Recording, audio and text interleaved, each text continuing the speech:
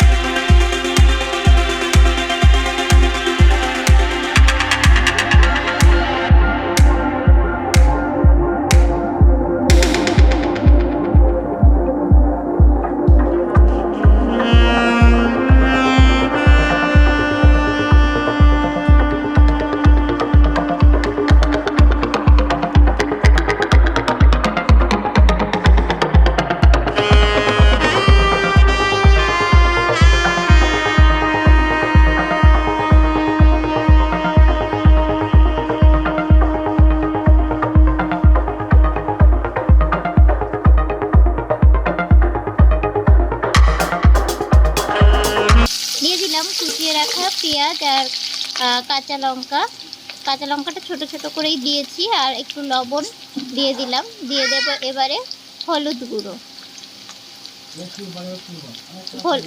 গুঁড়ো দিয়ে এবার এটাকে ভালোভাবে একটু মিক্স করে নিচ্ছি। এবার আমি সর্ষে, পোস্ত, কাঁচা লঙ্কা আর লবণের যে পেস্টটা বানিয়ে রেখেছিলাম এটাকে আমি দিয়ে দিলাম। হালকা একটু নেড়েই এবারে আমি দিয়ে দিচ্ছি জল, কারণ সর্ষে দিয়ে বেশিক্ষণ ভাজা যায় না। তো এবার আমি জলটাকে দিয়ে মিক্স করে নিলাম, আর আমি এবারে কাতলা মাছের পিসগুলোকে এর মধ্যে দিয়ে দেব। তো দেখুন একদম ঝোলটা ফুটে উঠেছে, আর সামান্য একটু লঙ্কার গুঁড়ো আমি এখানে অ্যাড করলাম, হাফ চামচ পরিমাণে। এটা অপশনাল, আপনারা না চাইলে এটা স্কিপ করতে পারেন। এবারে আমি দিয়ে দিচ্ছি ভেজে রাখা কয়েক পিস কাতলা মাছ।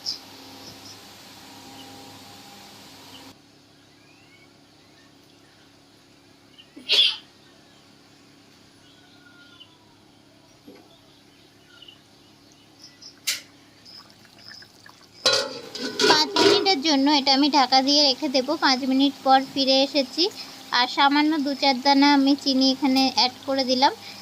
এটাও অপশনাল, আপনারা না চাইলে এটা স্কিপ করতে পারেন। তো এবার আমি জাস্ট এটাকে আর 1 মিনিট মতো মানে ফুটিয়ে নেব। তার আগে আমি দিয়ে দিচ্ছি 1 চামচ পরিমাণে সর্ষের তেল। সর্ষে বা পোস্তর তরকারিতে একটু কাঁচা সর্ষের তেল দিলে কিন্তু টেস্টটা খুব ভালোই লাগে। তো এটাকে আমি দিয়ে দিলাম, আর আবারও আমি 1 মিনিটের জন্য এটা ঢাকা দিয়ে রেখে দেব। আর 1 মিনিট পর ফিরে এসেছি, গ্যাসটাও অফ করে দিয়েছি এবং আমার কাতলা মাছের তরকারি একদম রেডি। এটা আমি এবার এটা সার্ভিং প্লেটে সার্ভ করে দেব। আমার এই রেসিপিটা ভালো লাগলে লাইক, কমেন্ট, শেয়ার করতে ভুলবেন না। তার সাথে সাথে আমার চ্যানেলের নতুন বন্ধু হলে চ্যানেলটিকে সাবস্ক্রাইব করে পাশে থাকার অনুরোধ রইল।